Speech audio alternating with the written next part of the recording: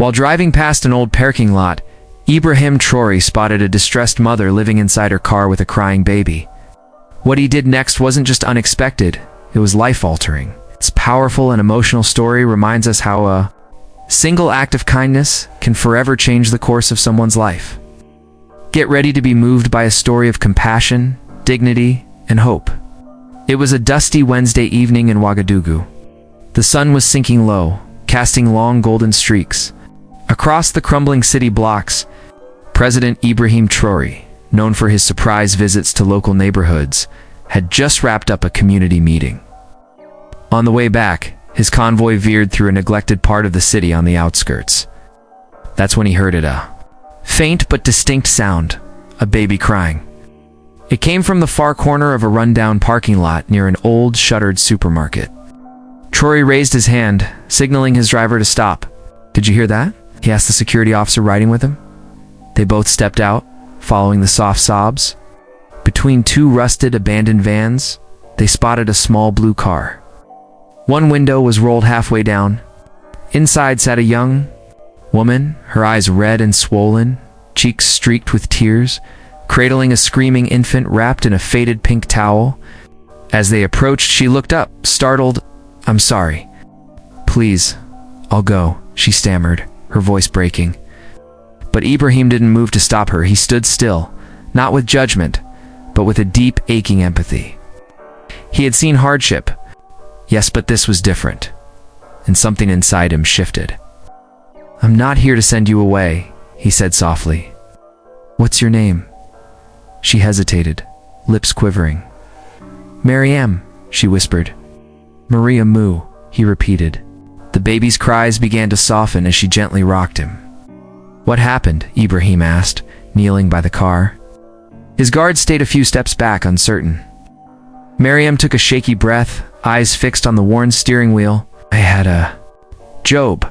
My husband died 6 months ago in a crash. I couldn't pay rent. They kicked me out last week. I've been living in this car with my baby ever since. His name is Issa." Ibrahim blinked, trying to keep his composure. "Do you have anyone? Family?" She shook her head.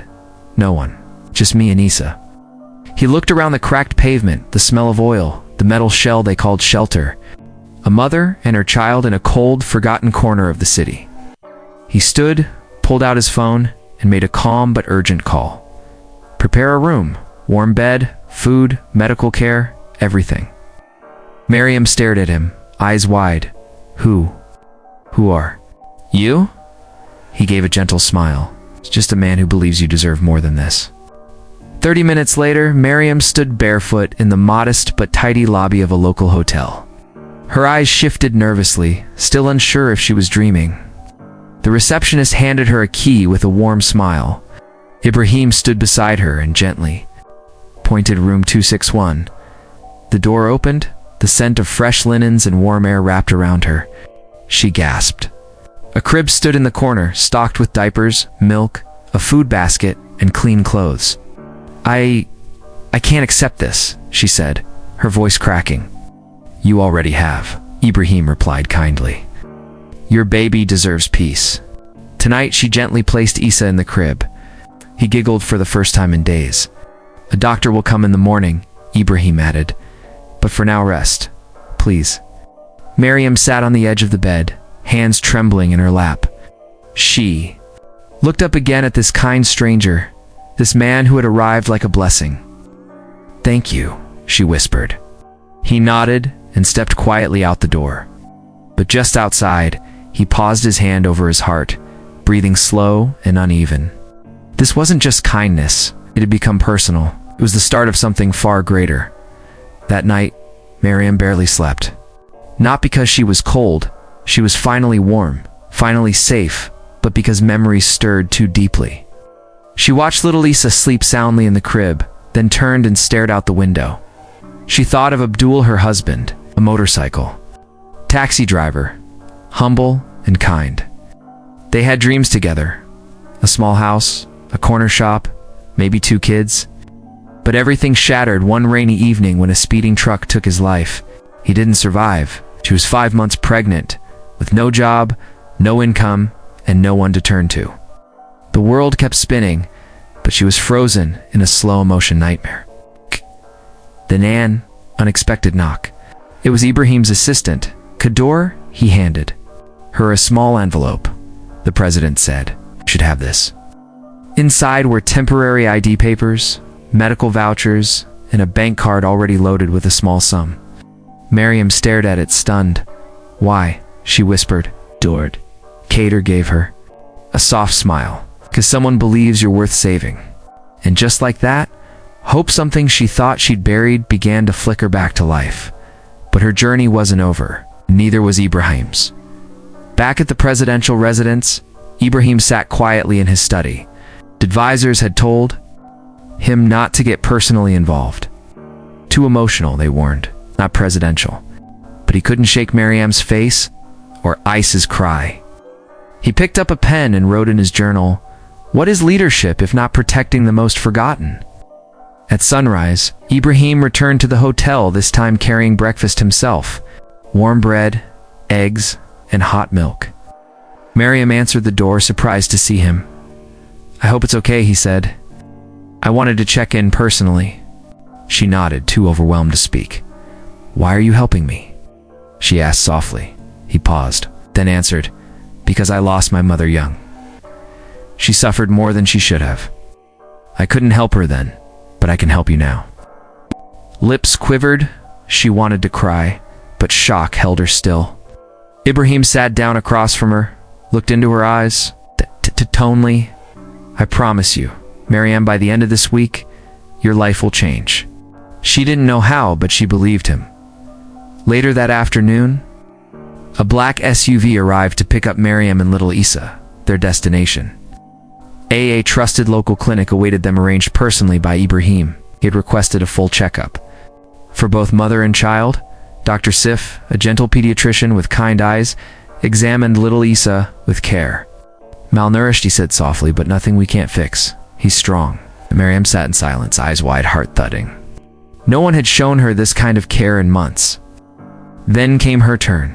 She had ignored the back pain, the headaches, the fatigue. She thought it was stress. She thought it was normal. But it wasn't. "You have an infection," the doctor told her gently. "It's treatable, but if we hadn't caught it now..." Miriam clutched her chest, realizing how close she had come to dying quietly, alone, beside her baby in a cold car.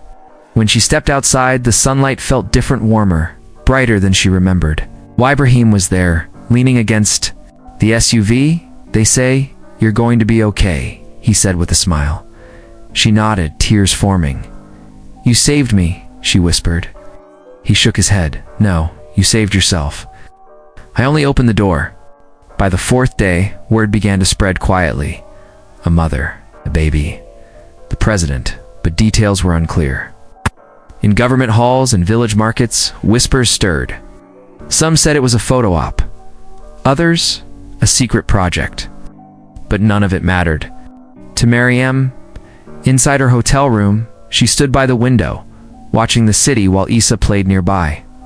For the first time, she allowed herself to dream. What if she could work again? What if Issa grew up in a home with a bed, a door, a future? Then a soft knock. Ibrahim again, holding a small gift bag. "This is for you," he said gently. Inside was a blank notebook, a pen, and a handwritten note. "Write your future. Start today."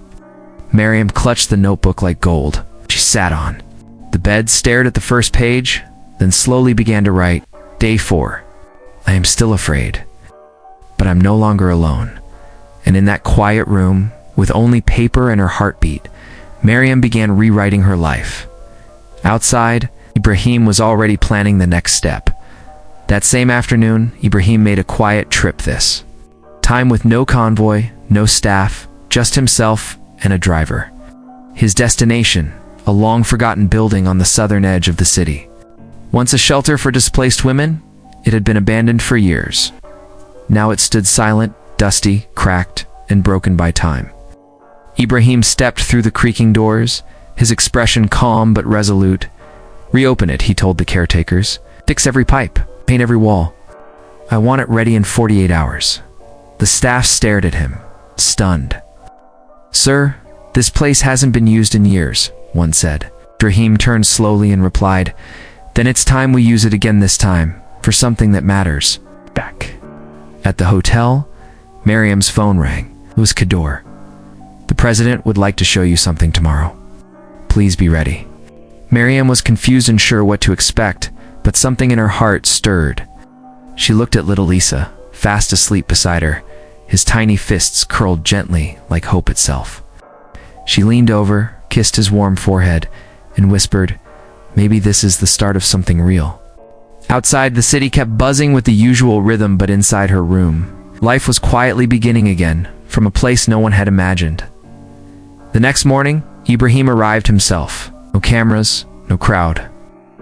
Just him, Miriam, Isa, in a silent ride through the waking city. They stopped in front of a transformed building. Fresh paint, clean windows, curtains fluttering. Flowers near the entrance. A wooden sign above the door read, "Maison de Lumière, House of Light." Miriam stepped out slowly, Isa in her arms, her eyes wide. "This is yours," Ibrahim said softly. "Not just for you, but for other women like you. A refuge. New beginning." Miriam's lips trembled. She couldn't speak. Her eyes filled. "You had nothing left," Ibrahim continued. "But you still trusted. Now I trust you." He reached into his coat pocket.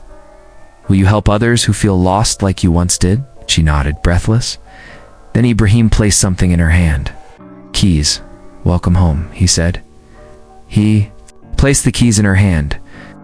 Miriam fell to her knees, sobbing not from grief, but from a joy so overwhelming it pierced every scar she carried. Isa giggled in her arms, unaware of the weight being lifted, and as tears fell, the morning sun climbed just a little higher above the city skyline. The very next day, Ibrahim came back to the shelter. This time, he wasn't alone. He had brought 5 women with him, quiet and anxious, all carrying invisible burdens like Miriam once had. Miriam stood by the entrance of Maison de Lumière, her palms damp with nerves. This was her first mission. Welcome them in. She inhaled slowly, then opened the door with a trembling smile. "Come in," she said softly.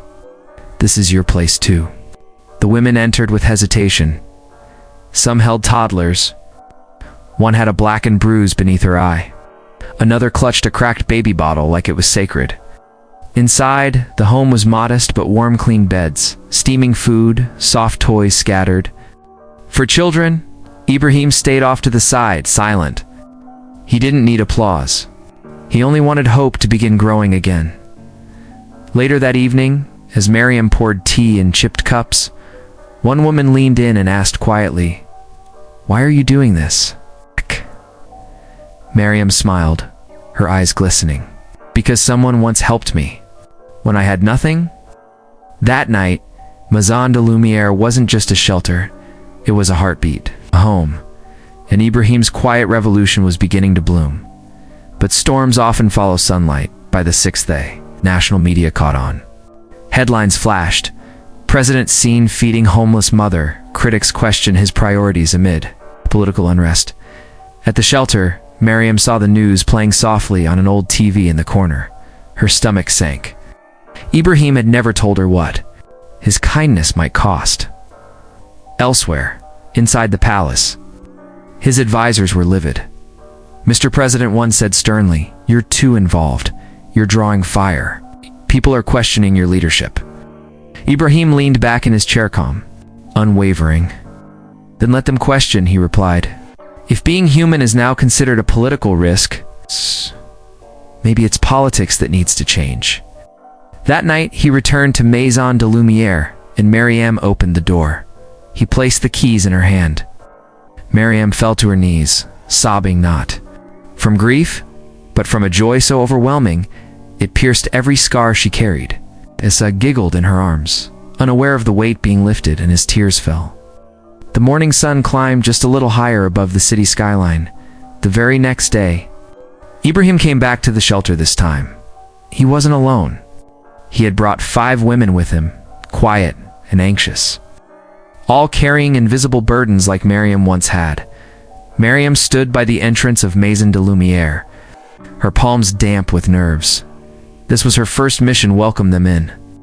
She inhaled slowly, then opened the door with a trembling smile. "Come in," she said softly. "This is your place too." The women entered with hesitation. Some held toddlers. One had a blackened bruise beneath her eye. Another clutched a cracked baby bottle like it was sacred. Inside, the home was modest but warm, clean beds, steaming food, soft toys scattered. For children, Ibrahim stayed off to the side, silent. He didn't need applause. He only wanted hope to begin growing again. Later that evening, as Miriam poured tea in chipped cups, one woman leaned in and asked quietly, "Why are you doing this?" Miriam smiled, her eyes glistening. "Because someone once helped me, when I had nothing." That night, Maison de Lumière wasn't just a shelter, it was a heartbeat, a home, and Ibrahim's quiet revolution was beginning to bloom. But storms often follow sunlight. By the sixth day, national media caught on. Headlines flashed. President seen feeding homeless mother. Critics question his priorities amid political unrest. At the shelter, Miriam saw the news playing softly on an old TV in the corner. Her stomach sank. Ibrahim had never told her what his kindness might cost. Elsewhere, inside the palace, his advisors were livid. "Mr. President," one said sternly, "you're too involved. You're drawing fire. People are questioning your leadership." Ibrahim leaned back in his chair, calm, unwavering. "Then let them question," he replied. "If being human is now considered a political risk, maybe it's politics that needs to change." That night, he returned to Maison de Lumière and Miriam opened the door. "Rewrite all paragraph with same length on screens across the nation." The letter was read aloud. Eyes welled, hearts softened. And for the first time in years, government policy meetings began with stories, not statistics. One mother's pain had reminded them of their purpose, to serve people, not paperwork.